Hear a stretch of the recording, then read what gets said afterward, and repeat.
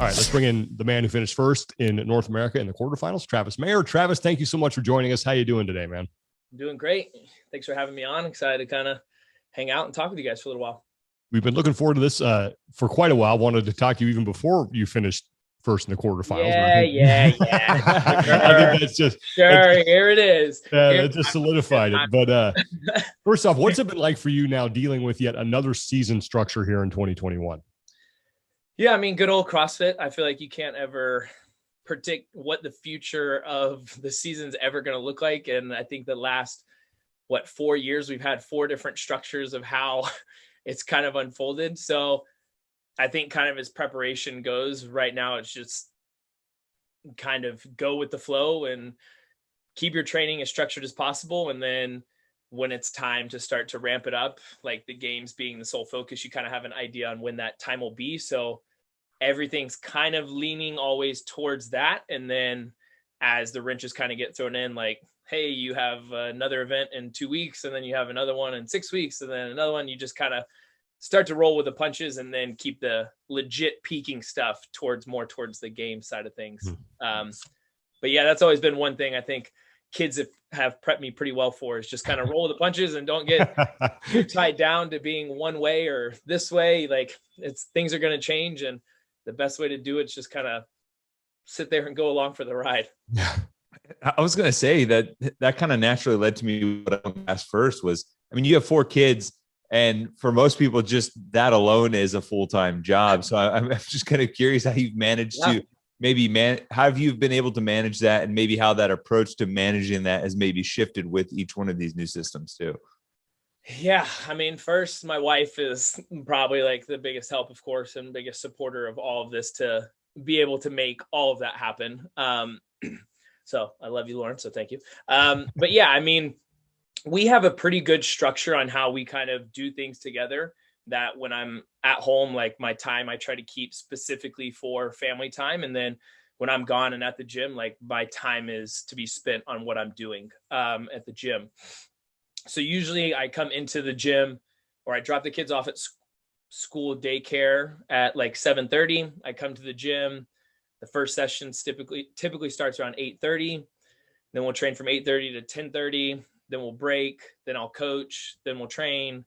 And then we'll train again, and then again. And then by the time I go home, then I try to keep all the training done by that point. But if not, so like yesterday I had another session to do, and it was like 6:30 at night, go out in the garage, and then all the boys just come out and started doing it with me.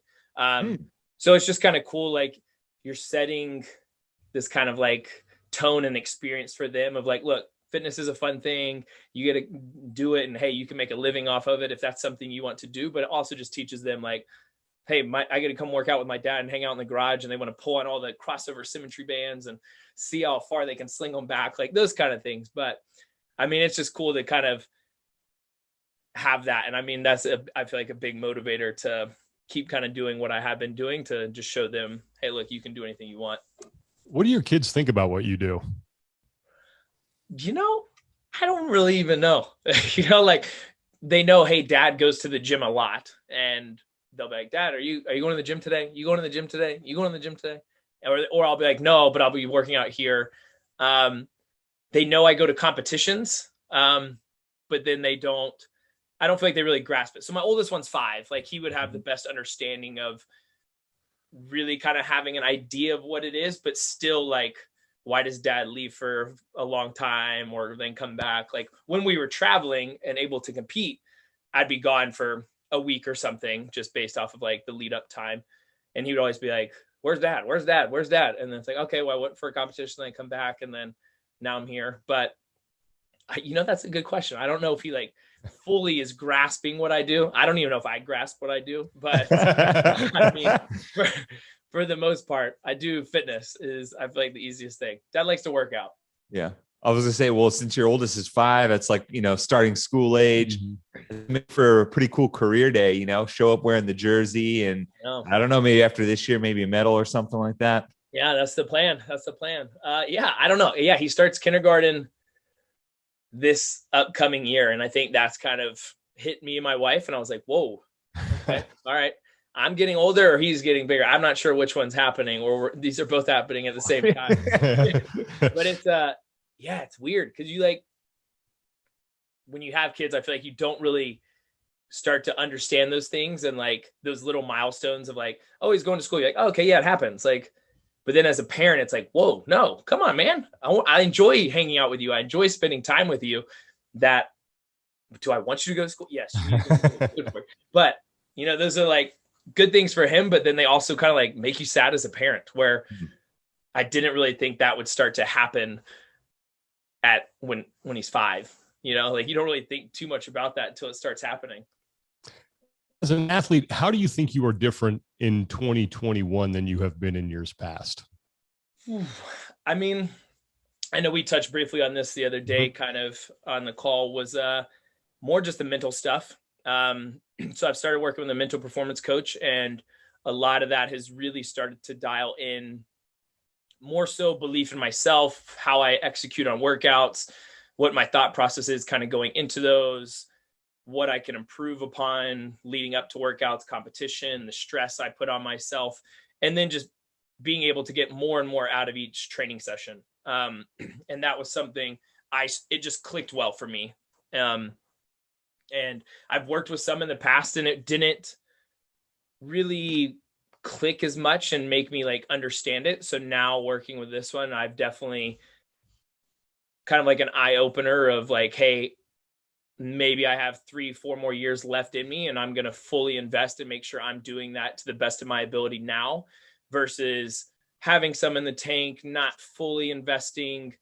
I mean, I've been in it since 2013. So from that side of things, like I've been in it a long time, but I don't feel like I've ever, I don't want to say reached my potential. Like I don't believe I was always 100 fully % in. And I'll be the first one to admit that there was times I was like, man, I'm definitely firing on a lot of cylinders, but there's some missing pieces that for me as an athlete, I knew that I wasn't always there. And whether that was nutrition, whether that was cooling down properly more after workouts, or just like, I'll miss this session because I had something come up versus making it up. And I think those little things over and over just lead to then at the games, there becomes like that little exposure of like, well, that wasn't what we needed. Or like in 2018, missing top 10 by 1/1000th of a second. Like, and so that still to this day, like haunts me of every millisecond and second of training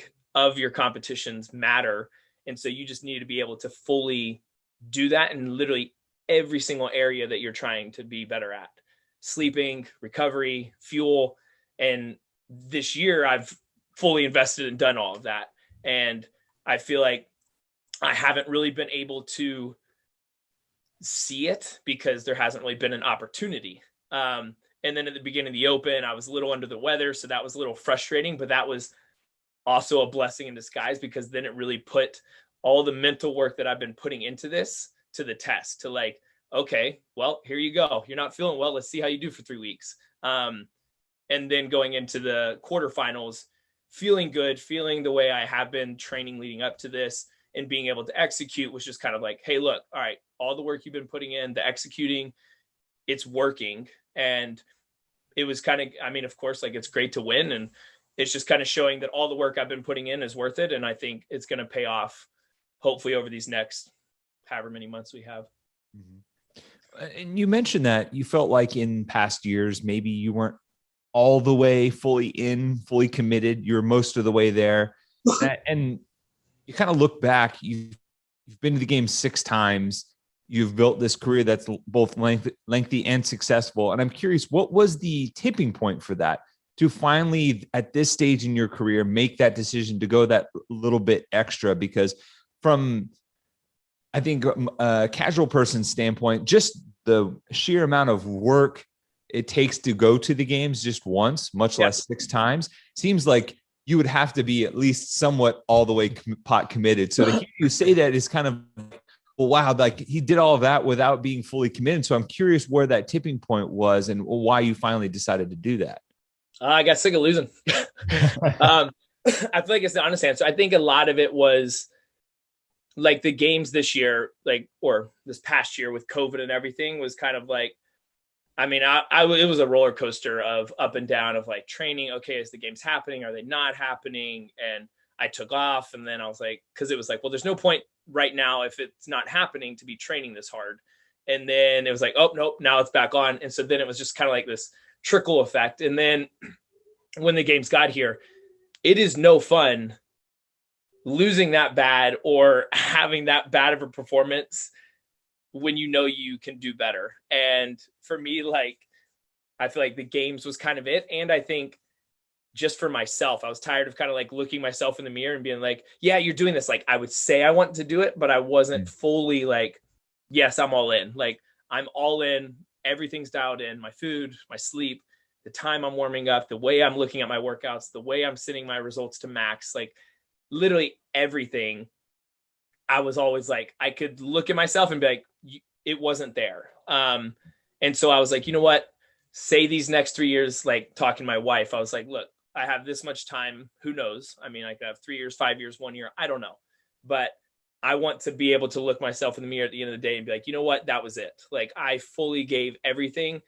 And if I don't win or don't capitalize the way I want to be okay with that. And I think there was always that point, I don't want to say haunted me, but that I was always kind of afraid to dig into that, to fully go into that kind of point and then come up short, which I think Terrifying. Yeah. I mean, you don't know if you fully invest yourself that much time, energy, not going out, hanging out with friends, taking away time from my family, and I come up short, then it's like, okay, well, that's a terrifying thing, but that's also the unknown. And you also don't know if you went fully invested, what could actually happen and reap the benefits of. Mm-hmm. So I think for me, it's just been something to really start to believe in myself and fully be committed to the process of everything that's going on to kind of like take it to that next level and then hopefully be on that podium spot or something where I believe and visually think I can be. And I think that's just something that I've had to develop over the years. And I mean, you couldn't do that without setbacks and things that happen that kind of have to shake you up and make you want to be better and strive for that. And so following up on that, what has been kind of the initial feedback or maybe things that you've been able to glean or learn from this process of now being partially through this season of full committal? I'm always curious to hear like what the initial feedback is versus the final feedback absent of a result of, yeah, I'm part of the way through this process of going fully pot committed. And along the way, you're starting to pick up a few things about yourself that maybe you hadn't before. Yeah. I mean, I think it's just being able to really see what I'm capable of doing. Because you never know until you try. And now I think trying and you're able to see like, okay, maybe like I think the one for me was like the first workout, the quarterfinals one, the handstand push up. So, I mean, I had Noah on one side of me, Jake on the other side. For those that don't know, literally they went 1 and 2 in the world on that workout. Not saying that's not my strongest suit, but something I've been working a lot on. And I think I came away with like my original score was like 6th worldwide. But then I got like a dock. They said I didn't stand up the first 2 hang cleans or something. So I got docked 5 or 10 seconds, whatever it was. But it just kind of showed right there, like, look, even something that you're not as confident or like, hey, that's not my jam, you're still putting up a great performance. And that's the stuff I needed to see to then be like, look, all this is paying off. The work is working. And so from that side, I think it's just being able to look at myself after each workout and be like, okay, how did I do? What can I improve upon? And then like, how am I going to execute things differently next time? And literally doing that every single one has kind of helped me like be okay with the performance. The only one I walked away from and I was like, I think I had a little more was the final one. All the other ones I feel like I went into and I executed the way I kind of needed to. And then, yeah, it just kind of shows like at this point in time in the season with where we were training at, that things were going well. What are some of the things that a mental coach or your mental coach has done with you to get you to the point where you are now? I mean, a lot, but I'd say the bigger thing is just becoming like aware of kind of like things that are going on that I don't naturally see myself, or like the thought process and the train of thought I'm saying like during a workout or after a workout, or things I would say out loud, and the effects that has on me going forward, and how that affects the next workout, and how that affects my body language, and those kind of things that now it's more, I know how to process it. I know how to think about it. I know how to analyze the workout in a smarter way. I'm vocalizing more with Max and communicating better with him, where usually I would just kind of like, okay, like you're writing the program, like you know better, like that's your world. I'm good at just, hey, let me just shut my eyes and go work out, where you handle all the science, the structure. And I think now like we've come to a good path on like what I want, and feedback and positive reinforcement on certain things. And like, hey, you know what, that wasn't very good, but hey, look, this is how we can start to narrow that down in a better way than like we trash talk a lot here. It's just natural for all of us. And me and Max are like brothers. So, I mean, we literally rip each other apart all the time. And so early on, I feel like that was a hard thing for us to distinguish between, was because like, he's literally a brother. So like, if you know your brother, you're going to pick on them and bully them and push them around. Like, that's just what you do. And so I think we did that almost too much, that then it like floated the line on the coach and athlete line. But then we both got to a really good spot this year of like being able to express like what's actually going on, and then still keeping the banter going, which is what like I enjoy. Like, it's really fun for us to pick on each other and make fun of each other. It's it keeps it lighthearted. I mean, you got to have a little bit of that back and forth. I feel like always, especially there's a lot. and I'm kind of curious, what you have a pretty cool training environment down in Georgia. Like you said, you did the test, and Jake Berman was right there next to you throwing down, and he's great at handstand pushups. Noah's there now for a while because Joanne's in PT school. Do you guys also have other like high level guys? Is Kyle based out of there now? Yeah. So Kyle Bernier has been here a while as well. So he actually like coaches for me in my like gym. And so then like, it's kind of nice just having all of us here. And then from the female side is good. So we're literally just getting kind of a total group and community kind of like together. And so Monday we started the like, what was it called? Semifinals, training. So literally like we have our triple sessions we're doing every day, and we're doing it kind of as a whole group. So then there's like the whole community aspect behind it, pushing everybody like that extra just 1% every single day. And I think that's literally helping all of us. It is cool that we all qualified for the next stage too. So then you're all like training for something, versus for those that didn't qualify, then being like, well, do I really need to train that hard right now? Should I focus on other things? Where it's like, no, literally we all qualified. So now got to put the work in. Yeah. Do you get to hold over like the fact that you have kids over everyone else? Like, hey, like when you beat them, like I'm doing this with four little me's running around constantly. Yeah. There's usually a sign I hold up at the end of the workout if I'll beat them, and then I'll just be like, remember, I have 4 kids or something. I got kids.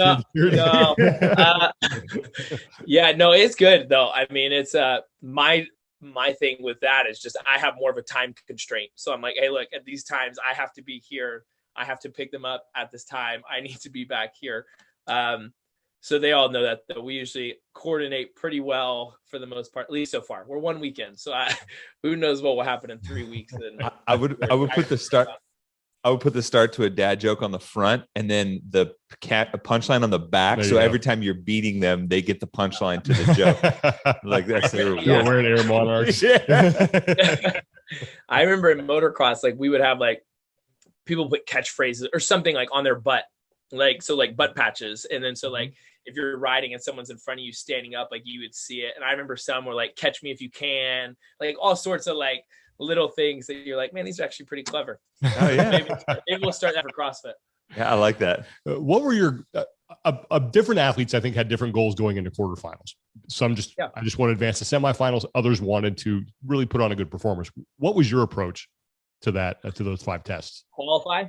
I mean, really going into it, the only goal was like, hey, go into each workout, execute the way you know how, be happy with the performance at the end of the workout, and then literally move on to the next one. I think it was after the 4th one was announced, and then I kind of saw I was in 4th or 1st, and there was only one workout left. I was like, all right, well, this is a pretty good spot to be sitting. But then it also just kind of showed, like, to me, stay process focused. Like, don't think about the outcome. Don't worry about what's actually happening. And then from that side, it just kind of showed like, hey, look, it's working. Like, the things are paying off that you're putting in, and you're not focused on winning. Where in the past I used to like, oh, you need to be top 5. You need to finish here. You need to be doing this, like, versus just like, hey, run your race, go in there, do your thing, and then see what happens. And I think after the first day, what was that? The front squat and handstand push-up. Was that the front squat? It was handstand push-ups, and then it was the GHD one. The GHD, yeah. And then I think I was 15th, and I was like, all right, that's cool. Like, that's all I needed to kind of like be where I needed to. And those were first attempts, got after it. And then same thing with the front squat, and then the row wall ball I did twice, just because that for me, I wanted to see if I could go sub 8. Mm-hmm. So my first attempt, I was 8:10. And then I was like, you know what? For me, I wanted to try and see how far I could dig in. So I did it again and then went sub 8. But yeah, I think sometimes it's allowed. Like, I looked at Max and I said, hey, should I do this? And he's like, I mean, you don't have to. I said, well, it's more, I want to see if I'm capable of doing it. And so from like that side, it wasn't something of like, hey, I need to do this to win. It was more like, can you physically get yourself in that dark spot, hang on, and then keep going? Because I finished that workout. I remember looking at him. I was like, I should have picked it up earlier on the row. So I picked it up with like 40 left. And then the second time I picked it up with 60 left. So I think it's just kind of like figuring out those little points on where, when you're in an in-person competition, like, you now know what you can kind of do and hold at that point. Is there like something in front of the screen? Yeah, my dog has found his way out here. And he's his 90 just it's like a I literally just saw both of your eyes like lift up and like look over the table. So yeah, for everybody listening to this at home, Spike, my old English bulldog, came out here, and he is not a delicate dog, and he was like threatening to knock everything over. So he got through. He made it. he almost battered the camera. That was just we almost lost you for a second there, man. I have a 10-year-old English bulldog too, man. All right, nice. Yeah, he's becoming one of my more and more favorite athletes here. So this is fantastic. I mean, I don't know how. I mean, he's still kicking it. It's not a graceful breed, as you know. Oh man, poor dogs. I remember my wife and I walked him like when he was more of a puppy in like Roswell, so like downtown. So we were like walking him, and this dude literally just like stopped, dropped, and just started panting. And I was like, oh no, like this dog's he's about to lose it. Oh no. So her parents' house is like right there. I remember we drove him. Like, I went and got the car, came back, picked him up because he wouldn't walk back. Then we drove him to her parents' house, put him into the tub so he'd like cool off. And I was like, all right, you need walks. Never again. Like, you never again. Yep. But I was like, man, they have so many allergies, so many problems, but they are awesome dogs. Yeah. I do love them, but they do have a lot of problems from like a allergy perspective and everything else. Yeah. Luckily Spike is the old English version, so he's bigger. So they don't have so many of the health problems, but yeah, he's what, like 90 pounds? He's like 95. Ooh. Yeah. He's just, yeah, he's large. He's beefy. Yeah. Near miss there. What is finishing first after this whole thing in the quarterfinals? What, if anything, has that done for your confidence as you now move forward in the semifinals? Yeah. I mean, I think everybody wants to win, right? Like, we're all going into it. Everybody wants to win. I mean, I think the sole focus was just showing me that, hey, it's a pretty big confidence boost to be able to go in there and not worry about how you finish and just go out there and execute the way you know how. And to be able to come away with the first is pretty awesome. And I think it was pretty cool just to be like, hey, well, you won this. But then in the grand scheme of things, I'm thinking like big picture game semifinals, like that's more important than this in the open. But to be able to have those small victories after how I felt during the open, and then being like, oh, like questioning kind of like, are you where you need to be? Is your fitness where it's at? Like, I know that, but then, you know, like the leaderboard always shows differently. And that's all people are going to remember at that point in time is what's actually shown there.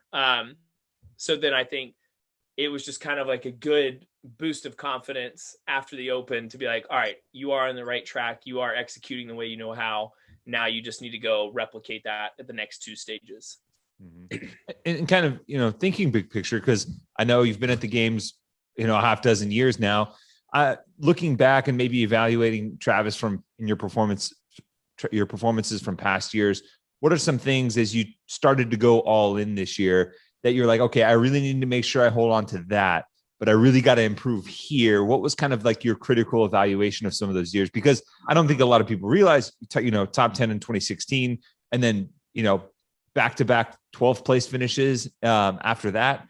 And there's room for improvement, but you're already towards the top of the leaderboard in those instances. Yeah. I mean, I think it's like just being able to keep your strengths, Mm-hmm. and then just improve the weaknesses, those 1%. Yeah. So for me, that's, I'd say like the nutrition side of things, the fueling in between workouts, where sometimes I'd be like, nah, I don't really need that. I'll be fine. And then come 3 days later in the competition, like, oh, here's the side effects of what you just didn't do in preparation because you thought you were tougher than taking the recovery shake and cooling down properly. Mm-hmm. I think that, and I think also just like growth as an athlete. I mean, thankfully I've been healthy throughout this whole process. And I mean, I had injuries early on, but that was like motocross days into like early CrossFit. But I think I've just kept my body healthy and kind of always improving. And I might not have had those like breakout years where it was like, oh, I was a one-time games athlete that took 5th and then I fell off the planet. You know, I've been slowly kind of improving, and that's what I feel like is smart. I'd rather be in the game a long time and keep improving than have that one-time kind of one-shot pony. But I think from the side of what I've changed and I think it's just kind of literally everything. Yeah. Like it literally like all of it, my sleep, making sure I'm in bed at a certain time. If I don't sleep well, like being able to adjust the training to make sure that I am getting more out of that. And if it's like Max, like, hey, you look run down, you're tired, just take the first morning off and then do a session later in the afternoon and just rest and recover. But I think that's kind of the things, is just being smart, listening to my body, knowing when to push it, when not to. And then when it's time to like go all in, then it's time to fully invest in that. Mm-hmm. I ask because if I go through and I look at the leaderboard, one of the things that stands out is test 4 is the front squat. You look at you know 392 for a set of 4. Apparently I'm weak compared to all these other people, man. I don't know, man, but then because you look at the people below you, right? Scott Panchik, Jeff Adler, Patrick Vellner, guys that are typically finished towards the top end of the strength events at the games, and a guy like Adler who's got, you know, 2 ham hocks for legs, and you beat all of them. And so I'm curious if maybe strength was a focus. And I know you've hit some like lifetime PRs and some huge milestones from the strength perspective. And to me, that is also, and I don't know if you know this, I think there's only been a couple of times in history where the strength event was won by the eventual champion on the men's side, but it's never a place where they're incredibly deficient. So I was just kind of curious if that was a particular focus for you. Yeah. So I've always been fairly strong. Just kind of like, I've had some like raw strength numbers, but usually as we start to go into competition, we back off of that. So we back off the squat volume, we back off the pressing, the deadlifting. And so going into this year, I told Max, I was like, I don't want to stop strength training. I want to be on a strength progression all the time. Not one, it helps me feel confident under a barbell at any time in a workout. My legs feel stronger if it's 135 thrusters or whatever it is. If it's repetition deadlift, for me personally, I'm like, I want to be able to still hammer the conditioning and maintain the strength as much as we can. I'm like, just make sure that's in there literally 5 days a week.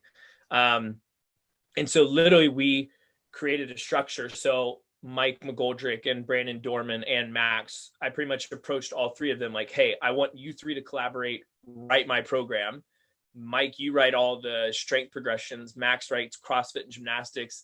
And then Brandon writes these almost impossible EMOMs and conditioning pieces that I don't think are ever possible, but he's able to do them. So I have to be able to do them. And so literally we started that process kind of before anybody was back up here again, like Noah, but like Jake and Kyle were still here.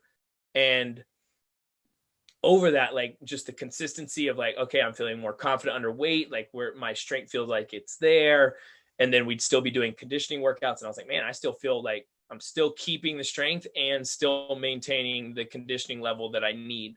And then we've slowly just kept amping that up. And I've just been able to maintain it. And I think that for me has been just more confidence, just under the barbell, getting into workouts, being comfortable throwing around 315, where sometimes they'd be like, I might take 10 seconds to pick it up, where it's like, no, just grab it, grip it and rip it and kind of go.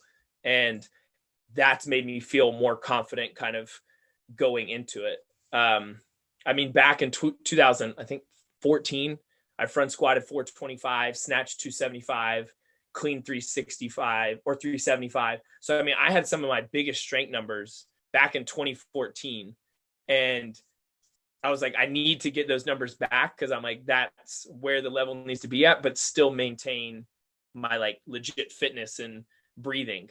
And so we've literally just kept doing that, and it's worked really well for me, and my body just responded well to it. I mean, we've definitely run progressions in the past, and I've been like, this doesn't work. My body's not responding as well to this, where this, it really has, and it definitely feels better. And it's nice to PR, you know, like. Amen to that. You were one of the first people to bring Max El-Hajj on as your coach. Why was he a good fit for you? Oh goodness. I mean, this was back in 2012, Mm-hmm. man. Yeah, I mean, I remember, so I originally met him through, so I worked with like Nate Schrader. I don't know if you guys ever remember him. Yeah. The guy was He's kind of like scariest dude on the floor. Oh yeah, easily. Oh, dude was terrifying. But he introduced me to like OPT and Max at that point in time. So I remember having a call with them, and I had a call with Max. And immediately when I hung up the phone, I looked at my wife and I said, I'll hire him right away. Just the knowledge he had, the honesty behind everything he said, like he would not BS anything. Like he would tell me straightforward how it is. And I liked that. Even though not always I wanted to hear it, it definitely helps from the athlete side. Like, look, he's going to be honest with you, tell you how it really is. The only thing he's really been wrong about is after my first kid, he thought my career was done. That if I had kids, then it was going to go downhill. But I'm 4 kids later, and I'm better than I ever have been. So I'll admit he's wrong on that one. Take that, Max. Yeah, take that, Max. But everything else he's pretty right about. But yeah, I think it was just like the knowledge that he never thought it was one way. Like, it wasn't like, oh, my way is the only way. Like, you're only going to trust my way. It was like, no, I'll reach out to these people. I'll start to ask them. Then I'll reach out to these people. Hey, I'm not 100% sure on this, but let me ask this person. And so then it just kind of showed that he's willing to constantly keep learning, and he would do movement screens himself and programs. Like, he ran himself through a whole gymnastics bodies course before he gave it to me. And then then I'm running into that. So, I mean, he's very fit. I mean, he won't say it, but he's very fit and strong in really weird positions. Except he did lose a bet, but that's fine. We'll ignore that one. He lost a bet about a mana. He wanted do you know what a mana is? In gymnasts, where they literally, their hands are back and they fold over. You know what I'm talking about? Like, yeah. And he's like, I'll do it. It was a bet with me and Sarah, Sigmund's daughter, back in like 2013. I gave him 3 years to do it. He didn't do it, but I mean, he did get pretty close relative to like a normal person. Like, I remember his hands would be back and his feet were up on the wall, like pulling over. And I was like, oh my gosh, I might lose this bet. It was like $1,000. Oh, wow. Oh, okay. But he didn't get it. So it's okay. All right. Well, okay for you. Yeah, it was great for me. My wife probably would have killed me, but it was good. But yeah, I think it was just like one of those things, like it was really easy to talk to and click, and he's a super smart guy, and very intelligent with the fitness realm, and he's always trying to learn and find new progressions and ways to make not just me better, but kind of everybody else around him. And I think that was when I first hired him. I was like, look, like this guy's really trying to do that. And I always felt like even when I lost, like he was trying to still find ways to improve me and make me better. And he's always kind of believed in me since day one. And I think it was more, I doubted myself in places than when, instead of being like fully invested, like I have been now, but now it's like, oh, look, these are working. But yeah, I think that's kind of why I started working with him from the beginning. And now he's like a brother to me. So he's stuck with me. And so I'm curious now, like what you talked about going all in for a few years, and I'm curious what you have envisioned, not just for this season. I know it's, you know, you're supposed to stay focused and present in the moment here, but where do you see kind of the next couple of years playing out for you as far as like career, sports, things you want to accomplish, maybe focus on as well as an athlete? Yeah, I think I'm not done here in this sport yet. And I think my body's definitely not at all either. My body's feels stronger than it ever has been. And my mind's stronger than it ever has been. So I think it will just become a point when I'm like, you know what, now like is my time to step back and spend more time doing other opportunities and things with my kids and whatnot. But I know that window would probably be anywhere for the next 3-4 years. I mean, I think most people's peak can be at any given point in time. But I feel like I'm just kind of like tapping into that now, where, I mean, I feel like I got into the sport fairly young. I was like 22 at my first game. So, I mean, at that point, like I'm on the younger side. Now I'm like the old man with kids and all this other stuff. When I used to think Chris Spieler was the old guy, man, I feel like now I'm catching up there, you know, like this old man mayor over here, you know, just hanging out. But, and then I think I just have my focus after that will be probably the game or my gym. And then just like family stuff will probably be the main focus point after that. There seems to be a common theme amongst elite athletes. And I'm getting the sense from you too, that once you sort of stop obsessing over your training and your results, you tend to start performing better. Why do you think that is? Pressure. I mean, I think you just have so much pressure on yourself and expectation of like, you need to do this. Like you spend every single day training, you know, you can hit these numbers, but then when you start applying that pressure, I feel like in a competition setting, like it just gets the best of you and it takes away from you being kind of just dialed in and taking some deep breaths and staying calm and relaxed. And I feel like I noticed that the most when I went demo team in 18, was just like sitting on the sidelines and watching the athletes. I was like, man, they put a lot of stress on themselves. Like, why are they doing that? And then I was like, wait, I guess I'm usually like flip-flop that situation. And I'm usually the one doing that. And that was just kind of like an eye opener for me of like, you don't need to put that much stress on yourself, because at the end of the day, it's not helping you at all. Like you're building up all these thoughts in your head and what could happen here, what could be here. It's like, okay, you can't control anything else that's happening from how the person next to me in the next 4 lanes are doing. I can only control what's happening here. And so you just have to be able to, I feel like, deal with those things. And over time, I feel like you have to experience the highs and lows of that to really start to grasp what that's like. And I think I feel like elite athletes would probably say that, like the more pressure you put on yourself, the worse you do, versus you go into your gym every day and you just work out and have a good time. You usually get a pretty good result because you're just laid back. You're putting the music on that you want and having a good time. But sometimes when that clock says 3, 2, 1, go in a competition, people are like, don't really know what to do. So looking back at kind of your career and your performances across the board, what workout or test or event, depending on the stage, would you say was best exemplifies going full Trevor?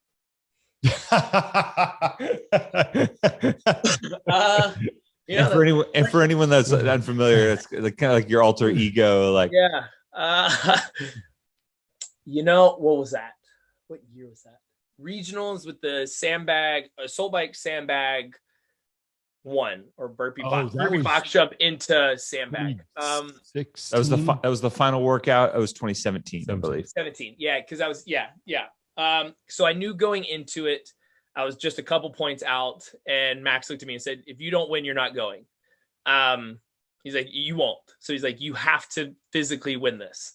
And I remember sitting, like, wanting to throw up the whole time, just like, okay, come on, like, please just start this event. But then, so for those that don't know, Trevor's my alter ego that Max created and made up, along with many others. You got Timmy the Tool Man, you got Tina, you got all sorts of names that he's created.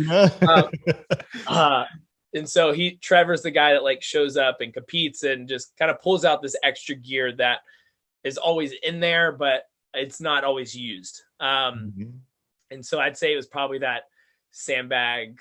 Once I got to it, I was like, you just have to grab this thing and grip it and rip it. And thankfully made it in through that and won that event, and then still went. I want to know about the alter ego of Tina. Yeah. I feel like that's just one that he thinks is like, I'm soft and I'm coming in and I'm just, like, I'll be like, oh, I'm tired of something. He's like, oh, is this Tina? Like, but he definitely makes a lot of different names. But now I feel like it's just kind of been Travis. Like, it hasn't really been any of those, because I've kind of brought Trevor and Travis together. We've hung out a lot. We've started to know each other. But it's just kind of like happening in every workout. I feel like I'm just naturally able to start calling on that, but in an appropriate manner. Like, before, like, that would make my CNS shot, like, by calling on, like, that much energy of my body and what I really needed, where I feel like now I've kind of controlled the anger and the fire and the fuel and, like, all the haters and everybody doubting me, and Tommy the other day saying I'm only a home run hitter. I'm not a home run hitter, things like that, where I start to, like, feel that. But I just kind of, like, I feel like I bottle it up and, like, use it in a better manner than I did back then. So, I'm just here, I'm having fun. People are paying attention. I know. Apparently. I mean, it's good. Look, I like to make shots fired. You gotta. I was hoping that I'm trying to pull out the Trevor in you. I want 2017 all over again. I told my wife I should go full Conor McGregor on this thing and just start, for all the people that have started calling me out, hating on me. I was like, she was like, don't, still be like who you are. I was like, all right, fine, I'll be semi-nice. I want to get to know the Training Think Tank crew a little bit with some quick questions here. Yeah. You mentioned the trash talking. Who is the best trash talker, and remove yourself from the equation, and who is the worst at it? Max by far is, he's on another level, like, I feel like sometimes mine, I just go too aggressive too quickly. Like, like, you make, like, little jabs, and, like, your brother would punch you or something, and you'd, like, come back in, like, a full swing and, like, hit him. I sometimes feel like that's what I do. But then it's all, like, joking aside. Who's the worst? I mean, Noah doesn't do very much of it. I wouldn't say, yeah. My pick for the game. Jake's pretty good. It really just varies on, like, who the environment is actually, like, in the gym training. Like, if it's, like, Max, Mike, me, all three of us are just cutthroat the entire time. And people are like, whoa, you guys need to, like, calm down. But, like, we're literally just joking the entire time and don't mean a single word. But there's been times we've said things that I've had to go apologize, because it was like, man, I was just kidding. Like, I didn't legitimately mean that. And people took it that way. And I was like, okay, well, I can't push your buttons like that. So I know that. I'll be careful next time. But most of it, I mean, everybody, Noah's gotten a lot better. He's gotten better. I'll give him. All right. I feel like Noah would be like Brick when the news teams stand up, but he's like, where'd you get those suits? The toilet store? Like, Jesus, Noah. Like, yeah. Or even some people, it'll be like, they'll say it and they'll be like, oh, no, sorry. I didn't mean it. Yeah, you can't. And I was like, no, it's okay. Just own it. Yeah. Then it's good. No one cares. Who is the last person you want to control the music? Ooh. I don't know. I control a lot of the music in here. Okay. The last person, You're like, don't let that person get that. We're not listening to whatever that person wants to listen to. There's no way. The anti-aux cord. Yeah. Yeah. I don't know. It's a good question. I mean, I feel like personally for me, I would say Noah. Okay. Because I feel like it's just different music that he listens to than I listen to. Yeah, but I don't know. Like top 40, like hip hop. Like, yeah, I mean, and I don't have a problem with any of that. I think Yeah. sometimes like it'll be like really weird songs, and I'll be like, "What?" Like, you'll get down to this, and I'm like, "No." But I feel like most of the time, everybody plays pretty good stuff because everybody knows it's like it's in a full gym environment, like classes are going on, so you still want it to be upbeat, kind of happy and good stuff. So most of the time, it's pretty good. Not many people put on bad stuff. What are you spinning when it's your turn? Ooh. So there's a new, I don't know if it's really new, but one of my members, they put on, it's called Big Booty Mixes. Yep. Like two friends. And Two friends mix. Yeah. Man, I'm familiar. Dude, number 19 is about to drop this weekend. It's about to be fire. But it's just literally an hour of remixes and mashups of literally every genre, different type of music. And it's just kind of cool and a lighthearted stuff that plays like a lot of really cool music. I mean, like some of them, it like opens up with like Lion King and then just drops into like this full rap remix of different stuff. So it's just cool to like have the variety of like, it literally has everything. So if someone like wanted a little bit of country, there's some random country thrown in there, and then you got some rap and then hip hop and then techno. But yeah, that's been the most recent kind of jams that are on. If it's just me, I'll throw on like How Will I Know Radio by like Whitney Houston and stuff, and get like, I want to dance with somebody, those kind of things. They're the classics. I enjoy that. I enjoy it. It's good. I'm with you, man. They don't make music like that anymore. No, good. The 80s, you cannot go wrong with some good just 80s mixes. It's the only non-dad here. I feel like I have to kind of like. I feel like I have to groan at that. Everybody likes 80s music. There's not where I've never run into a person. Oh, I can't stand this stuff. This like everyone loves it. It's just puts everyone in the mood. rock is good. All of it was good. Like rock music was. They don't even make rock music like that anymore. No, none of it. I feel like our grandparents' generation probably didn't like 80s music. No, but and just like I don't like today's music. Like that's you're not gonna like. You like the stuff you grew up with. Yeah, you know. Are your grandparents still alive? They are not. No. Mine aren't. But yours are. But mine aren't. No. Oh, they're mine. Yeah, but I feel like that's like a World War II generation. Like, well, what is this like? I remember my grandparents when I was listening to that stuff. We're going way back then. Yeah. No, for sure. I will say I think the Big Booty Mixes are now like the official soundtracks of like elite CrossFitters, because when I was in Vegas at Kotler's camp, they were playing that too. They were getting ready to do 21.2. They're like, put on all the girls were like, put on the Big Booty Mix. I was like, dang, I've seen Two Friends a show before, and those mixes are very similar to what there's a DJ called the White Panda used to do back in the day too. It was like a mashup of like all the pop culture songs and stuff like that, which is awesome because you're like, oh man, I didn't realize that could get mixed with one another. But that'd be cool. Yeah. I feel like it's got to take a really long time to do that. And finally, you know what else takes a long time? Learning how to play an instrument. Yes. Yeah. I just don't feel like those people are musicians. They're composers. Well, a lot of them play piano. Well, then that's fine. Okay, then I'll accept that. So final question about the Training Think Tank crew. Who's the neat freak and who is the messiest?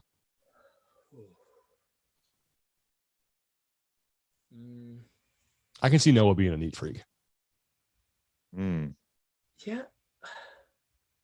I don't know. I mean, like if I'm coaching in class, everything I hate when it's scattered. Okay. So like I'll even set up everything before they'll start. Like they'll be like finishing their strength stuff and I'll start setting it up. So it's like boxes are in a straight row. Then you have the rowers behind. That in you, man. And I'm like, look, the progression of how it naturally works. But then sometimes I feel like I'm the messiest. Like I'll finish a workout, I'll throw my shoes off and like I'm failing, and then I just walk outside and forget. Yeah, I don't know. That's a good question. I feel like we usually try to, and with COVID everything's been pretty, hey, everybody clean up when you're done, wipe the bars down, put them back. So we can thank COVID for being the best cleaner of all right now. Mm-hmm. All right. Fun fact, Sean. So one of the two guys and two friends, Matt, had been playing guitar since the age of 8, and also trained in music theory as well, and sang in his high school choir. I will accept that. Yep. Look at that. I love how you just dropped the knowledge on him right there. There it is. Still, like I said, if it's all you're just doing is taking other people's stuff and moving it around, that takes talent, but not as impressive as Eddie Van Halen, but that's just me. little different. Yeah, exactly.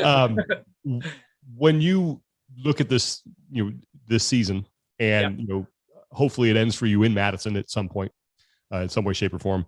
What needs to happen for you to say, you know what, 2021, that was a success?